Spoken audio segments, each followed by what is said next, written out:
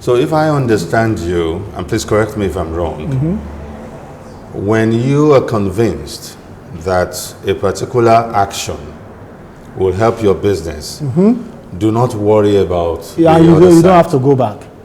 Just move into it. What you need to do is, you need to see the traffic that comes after the action. For example, when I was shooting the drone, 2 men came out of their houses. I said, oh, wow, what are you doing with that? I said, I'm capturing this out. Wow, is that a helicopter? I said, no, it's a drone. It's a technology for me to capture from different angle, from area view. He said, oh my God, can you capture my estate in Lagos? They are inclusive. You got businesses from that. And I got the contact and we started doing business. And when they come on board, you know they have a mindset already that you're going to be expensive. But when they now meet something different, they feel at home. When you now say to them, for all this service I'm rendering you. Are you telling us that with all this innovation, we don't add to charges? That it doesn't add to your... Never. We are just using it to boost our business. See, to make gain in business, you don't have to look at one client alone. If you have to make 100,000 naira and you have 10 clients, you make 10,000, don't you? Instead of sticking to one, to make 100. Instead of trying to squeeze one client. And you know, in the process, it might run away. You might run away. But when you have 10,000 in 10 places, you have 10 clients already. Who are going to bring more 10, probably. 10 turns to 200, and so on and so forth. So if you plan your strategy of making your gain for this in this business, I'm not here for the money. At a point in time when you build your business to a certain level, you become an household name. What's your recruitment strategy like? Because I want to assume that it's not everybody that shows up at your door that you just employ. Okay. How are you able to get good guys? You know, I'm not in this business because I have money. So I'm a professional myself, and I'm going to be part of the recruitment. So if I ask you a question on the interview, I know if you are good or not. Forget it. Because it's my line of profession. So it's what I've taken to the next level you cannot even reach in 10 years. I'm ahead of you professionally in 10 years. If you are coming from the university in Nigeria, before you can attain my stage, you still need about 5 to 10 years. So I know more than you. I know which area I want to focus on in the interview. So thorough interview selection. Okay. Your CV, I don't care about your CV.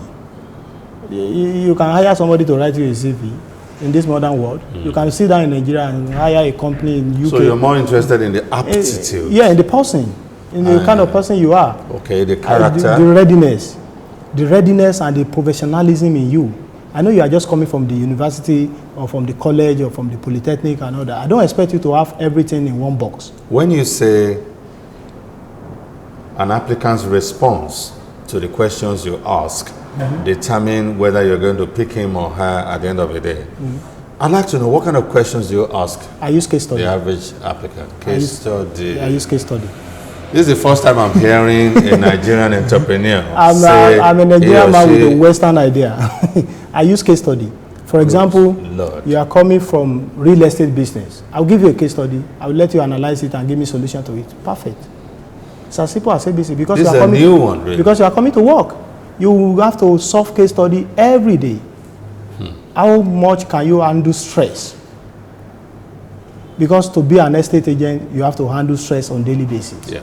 So I can just say, for example, this tenant called you, that so happened, so happened. How are you going to take care of the situation?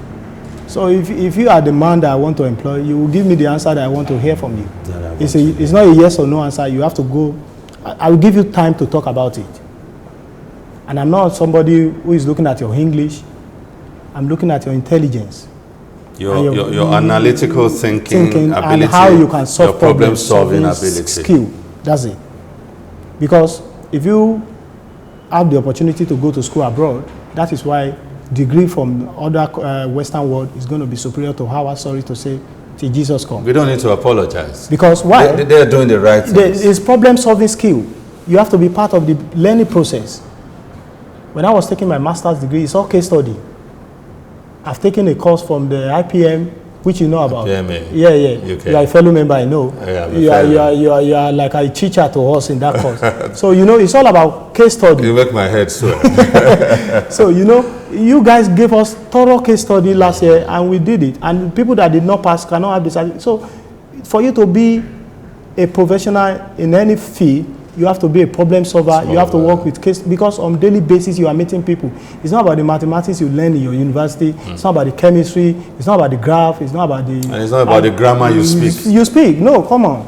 This is if I have a billionaire client who's speaking Yoruba, am I going to say because he speaks Yoruba, I'm not going to take his money? Take his business. I'm going to speak Yoruba to this man. Let's work together and let him be my client. So you tend to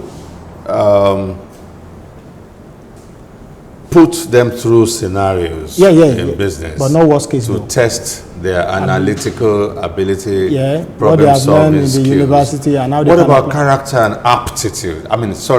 Character and attitude. You know, because somebody told me once that attitude is much more important in hiring than aptitude. You know, when you give case study, it's a combination of two. Okay. I said, how well can you take things under duress? It has to do with your attitude. True. You understand? If you are somebody that gets angry on the phone easily, you cannot be an estate agent. How would you test that during an interview I'll give you a case study. Like I said, if the case study is going to be a big case study, like a small sentence but with big meaning. For example now, I can say a tenant just moved into a house yesterday and he called you back that the water is not running, the electricity is not working, and he's angry, he wants his money back. How do you do that? You know, but if you're smart and you have what they call common sense, I want to assume that you'll be able to play the employer. But I want to hear the terminologies. Okay. You understand? I'm a man in the field. How would you gauge my attitude on a daily basis, my character? You see, they said our attitude is like smoke. Okay. You can't hide it too much. If I give you 3 case studies different from different facets of the industry, within the 3, I will know kind of who you are, if you can handle stress or not. Because you can just say, okay, I will call the landlord and say to the landlord, you should go and fix this. Meanwhile, you don't have to talk to the landlord like that. Both of them are your clients, you are just standing in the middle. You have to be present in that situation and hear from both sides. Because tenants will want everything, including cleaning of their house. What other things do you do to ensure that you get the good guys into your organization? Okay, thank you. Another method is by referral. I employ you. You have been with me for 2 years. You are a good guy in all ways. You cannot be 100%, but you're giving me what I want, and you are ready to learn, and you have been part of the process I will go by. I can ask you to recommend somebody. You know, they say, show me your friend, and I tell you who you are. Yeah. I can say, okay, fine. Do you have somebody like you that you can vouch for? But you are going to sign an undertaking. If this guy goes astray, 2 of you are going, not only him. Wow. You see? Wow. So it's going to bring, probably, if he was a first class in the school, it's going to be the next guy that they used to do assignment together who has been lobbying him for jobs. He's just going to call him, Jide, I have a job for you. And the guy, for the fact that he didn't want his friend name to be in charter, he will behave and he will be ready to learn alongside with his friend because he's a new guy in the team, and he will even be ready. It will be more easier for us to train him because he's going to be a friend to his guy and he's going to be a part of the team. So, won't they gang up against you? You see, in every organization, you have your defense strategy. Okay. You have your even bank has it. If a bank sack his worker today, the first thing they do is they will make sure he does not have access to the username and password again. Even before he knows, he will just come to his office and log in, and he will find out. That means they have collected all his assets. Okay. So that we can't discuss so that referrals, which is another brilliant one that is coming forth today, is another strategy in terms of employee recruitment strategy. What else can you tell us? Another way is we make public announcement.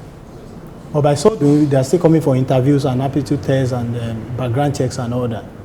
Or by way of... But won't that open a floodgate of thousands of people? It's better when you open a floodgate of thousands, because life itself is competitive. But won't that be cumbersome? Won't organization manner be wasted? It won't be cumbersome. You will set a target.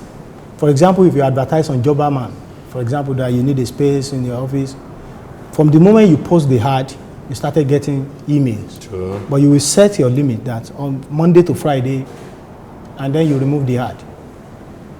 So those CV you have received from Monday to Friday, you go through them, you shortlist them for screening. Some brilliant students are not good in writing, but they can deliver. So you have to pay attention to their CV very, very well. Some people are good verbally. Some people can put things to work practically. Sure. Some people are a combination of both. So when you are picking the CV for shortlisting, you have to pay attention to all those facts. Well, you have hired. I'm now an employee. Okay. How do you go about staff motivation? Staff motivation, we make sure that you work with us as a team. To enhance productivity? Yeah. All my staff, if you can ask them, even after this interview, I don't treat them as my staff. We are like a co-worker. I'm not somebody who is going to sit down there and say, go and do that thing. No way. We are going to be there together. So you're not an armchair general. You are in the trenches yourself. Because I'm the leader of the team. So when something happens to the head, it happens to all of us.